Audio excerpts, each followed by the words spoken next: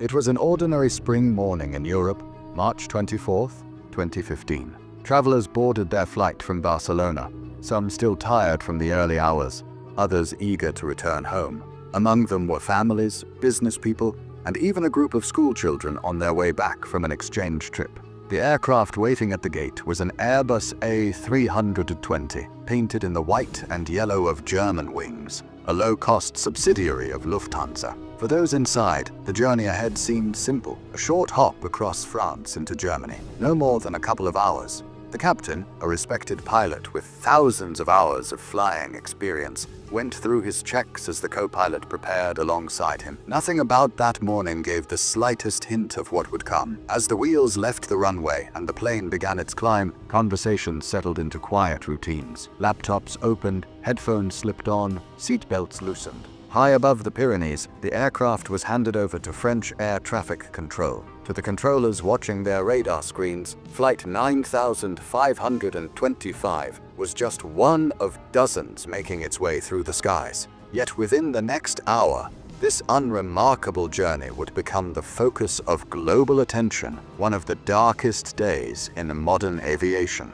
At first, everything appeared completely routine. At 9:30 a.m., the captain acknowledged a clearance from air traffic control, confirming the next waypoint along their route. The A320 leveled off around 38,000 feet, cruising steadily across southern France. But only minutes later, something subtle yet alarming appeared on the radar. The aircraft had begun to lose altitude, slipping down to around 30,000 feet. Controllers in Marseille immediately tried to confirm with the cockpit, asking what altitude the crew had been cleared for. No reply. 30 seconds passed, then another call, another attempt to raise the flight. Still nothing. By 9:34, they had tried on multiple frequencies, their voices becoming sharper, more urgent. Silence. Controllers passed the call to military channels, and even another aircraft in the area tried to reach the Germanwings crew. The response was always the same: empty air. To those on the ground, it was becoming clear that something was going very wrong. The descent continued. The digital trace on radar screens dropped steadily, painting a picture of an aircraft heading toward the French Alps. At 9:40, radar contact was lost entirely. Only 1 minute later, the mountainside shook with the impact. Germanwings Flight 9525 had vanished from the sky, leaving behind only questions and devastation. Emergency services rushed towards the crash site, but the remoteness of the terrain made access nearly impossible. The A320 had shattered into countless fragments across a steep alpine slope, unreachable by road. Helicopters ferried rescuers into the valley, but there were no survivors. The wreckage was scattered so widely that identifying pieces of the aircraft took hours, sometimes days. Searchers eventually recovered both the cockpit voice recorder and the flight data recorder, though both were badly damaged by the impact. Slowly, as investigators pieced together the information, a chilling picture began to form.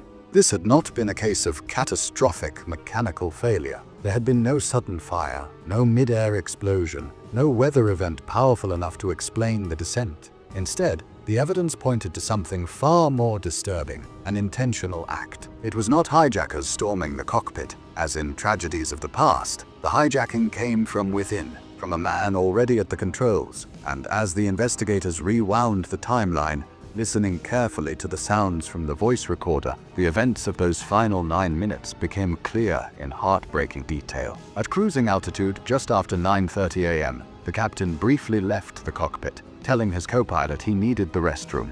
The door clicked shut, and within moments, the altitude dial in the cockpit was adjusted. The aircraft began a slow but deliberate descent, programmed directly into the autopilot system. When the captain returned, he requested entry through the reinforced door. There was no answer. He tried again. The co-pilot had engaged the lock, activating a system designed after the September 11th attacks to keep hijackers out. Even if the captain entered the emergency override code, the man inside could block it with a single switch. Outside the cockpit, the captain pleaded, then shouted, then struck the door with force. The microphone in the cockpit captured the heavy thuds of someone desperately trying to break it down. Inside, the co-pilot remained silent, his breathing steady, hands fixed on the controls. Passengers began to realize something was wrong as the aircraft continued its unstoppable descent towards the mountains. In those minutes, fear spread through the cabin. The reinforced door, meant to save lives, had become an unbreakable barrier, sealing everyone's fate.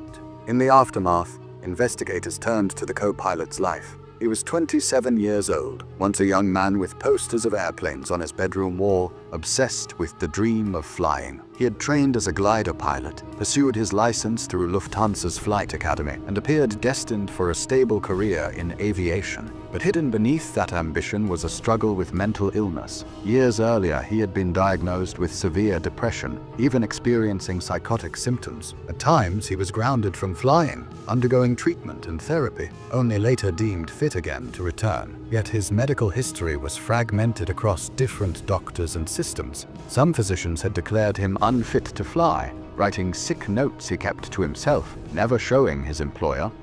Others suspected deeper psychiatric issues, urging him to seek specialized care. But confidentiality laws in Germany placed strict limits on what doctors could reveal. His mental state deteriorated in early 2015, only weeks before the crash. He visited clinics, reported strange visual disturbances, and feared he was losing his eyesight. But instead of grounding himself, he continued flying. 4 days before the tragedy, he had searched on his computer for cockpit door locking systems. The question for investigators, and for the world, was simple, yet agonizing. How could such warning signs go unnoticed or unheeded until it was too late? The tragedy of Flight 9525 reshaped aviation policy across Europe. Regulators moved quickly to introduce mandatory psychological screening for pilots, and many airlines enforced a rule that 2 crew members must remain in the cockpit at all times. Over time, however, some of those rules were quietly relaxed, raising debate about how long lessons from disasters truly endure. Germanwings itself disappeared, rebranded into Eurowings, though for the families of the victims, no corporate decision could soften their grief. Among the passengers lost were 144 men, women, and children, including an entire school group returning home. The captain, remembered as a devoted father, spent his final moments fighting to save those on board. Their loved ones were left with empty chairs, unfinished conversations, and lives forever altered. Lufthansa provided compensation, but no amount of money could fill the absence. To this day, the crash serves as a reminder of the hidden battles people may carry, and the catastrophic consequences when systems fail to catch them. For aviation, it reinforced a sobering truth. Safety is not only about machines, but about the human beings trusted to operate them. And for those who still take to the skies, it is a reminder that behind every flight, number are lives, stories, and families who trust that the sky will bring them safely home.